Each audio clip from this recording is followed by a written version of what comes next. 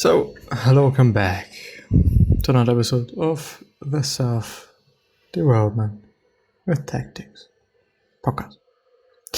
Today we are probably gonna go ahead with another book summary. I'm pretty excited, to be honest. So let's see, once again on the Civas. I do get it now. It's Civ.rs. It's not Civas.rs, it is Civ.rs, which then means Civas. I guess RS is, I don't know. What is RS? RS. Domain. Let me see. Serbia. Interesting. Probably also relatively cheap. I assume. I don't know. But I assume.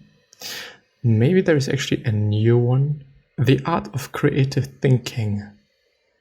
89 little inspiring thoughts and observations around the creative process, written by someone who's been in the thick of it for decades.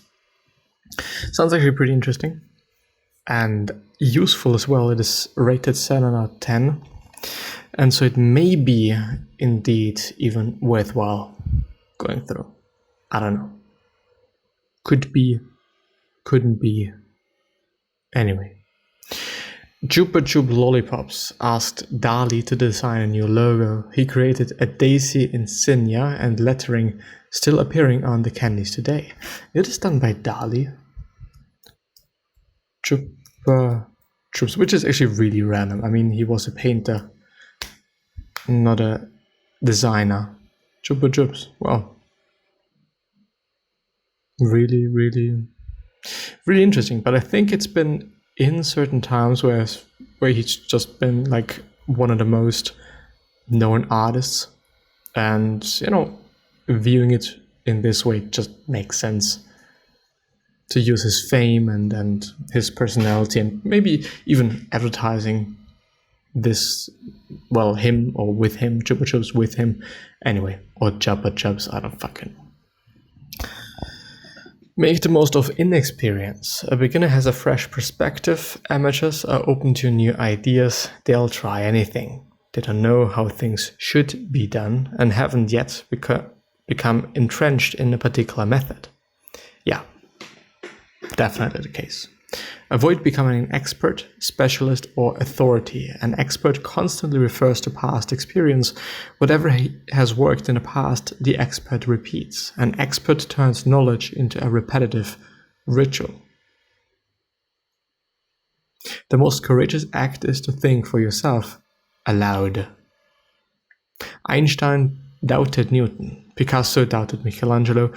Beethoven doubted Mozart. If we didn't have doubt, we would not have any new ideas. Nothing is absolutely certain. And also nothing is absolutely the case or absolutely a quote-unquote rule. Just because something is a rule doesn't mean that one should not break it, especially when it is about something artsy. Just because I shouldn't space out letters in a certain way, what about just doing it and seeing if it can work, if I make it work?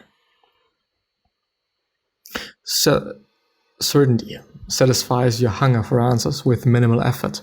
Certainty is a convenient and easy way out of discomfort. Seems good. Sounds good. The famous photograph of, I guess it's Brunel, but I'm not sure, standing before the launching chains of the SS Great Eastern created an idea of, or Brunel, I actually don't know, as a romantic genius. Arrogantly relaxed and confident, although it looks like a snapshot of an insouciant, I guess, savant taking a break. It was actually a painstaking act of image manipulation.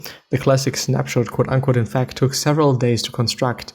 In the other photos taken on the shot or shoot, although artfully posed, Brunel appears hesitant, insignificant, balding, conservative, and inconsequential against the backdrop of huge change and jibs. Yet one photo struck the right note. Both the photographer and Brunel were searching for an idealized image. What if I Google Brunel? What am I gonna find? Am I gonna find this certain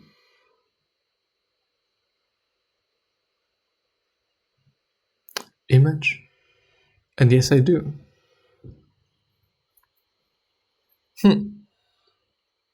Looks indeed pretty good, to be honest. Isambard Kingdom Brunel or Brunel or whatever.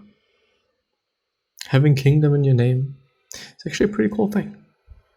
If you have to tell us how important you are, you're not very important. Embrace the following attitude. I'm not sure what I do or why, let's work it out together. Which is a very, very, very good attitude, because most often, even if you are a quote-unquote expert in a certain space, you don't know what the fuck you're doing. If you're being less than you are capable of being, you'll be deeply unhappy for the rest of your life. You will be evading your own capacities, your own possibilities. Although Picasso had produced thousands of paintings over his lifetime, he only ever selected the best 5% for exhibition. The rest remain in the vault. If you produce 100 ideas, one of them is likely to be great. The first 40 ideas are obvious, the next 40 are unusual and offbeat, the last 20 are strange and surreal because you are pushing your mind into areas it's never been before. Generate more ideas and more work with less attachment. This is basically the way I see most of the things that I'm doing in my leisure time. When it is about things I have to do for university, things that I had to do for school, I did most often put in a lot of effort and also time and kind of made sure that it is somewhat quote-unquote perfect. Like, the idea of something being perfect is outrageous and nonsensical in and of itself. But when it is about the podcast and when it is about the posts that I'm posting every single day on social media, I do not really have any attachment to them, to one singular piece quite. But the whole thing for me is important, yeah. But if I'm just doing this video or that video, well, as long as it is somewhat of a useful content, I'd say I'm fine with it. I totally am. But for example, today I do not have a video, I'm not streaming. If this is the case or not, I just do not necessarily care. Or if this episode is just really good and I talk about something that's super duper amazing, like, of course there's a certain standard that we all have and that I'm having as well. But sometimes it's better and sometimes it isn't, and this is just how things are. And it doesn't make any sense to beat yourself up for maybe not just doing things on point or being on point or whatever. Just doing and producing more and doing more and just getting better in that way, or through this attitude. Takeout restaurant. A restaurant without a kitchen where customers could order from the menu of nearby takeout joints and have their food delivered to their table. Work on an idea constantly until it's resolved. The minute we lose momentum, we lose the thread. If you don't know where you're going, the journey is more surprising and your work is more enriching. The highest purpose is to have no purpose at all. Well, I don't know. Of course, having no purpose really puts all the energy into the work itself and the quite present moment. But if it is the most useful way to live life, I kind of doubt it. According to all the books, articles, and thoughts that I've read, heard, whatever. Mitchell Feigenbaum, began living by a 26-hour clock. His days went in and out of phase with bears. He periodically woke up to a setting sun or had breakfast when they were having supper. He was studying chaos and wanted randomness in everyday life. That's strange. Routine behavior leads to routine thinking. If you want to change your art, change your habits. Luxury is a motivational sedative, I guess. It's a hindrance. It saps us of incentive. It whispers to our unconscious mind to relax, to take it easy. Neutral, simple, humble spaces are what helps us to focus. All art is autobiographical. The pearl is the oyster's autobiography. Federico Fellini. Fun fact. I once had to do, I guess it's called a stamp, for Federico Fellini in school, and it turned out pretty shitty. Back in the days, I thought it's actually pretty cool, but now looking back, I've seen it, I think, like 3 weeks ago or something, and it was shitty as fuck. If you feel overlooked, that no one is interested in what you're doing, enjoy the moment. Obscurity is a creative place, and you're free to experiment and fail. No one is watching, no one has any expectations.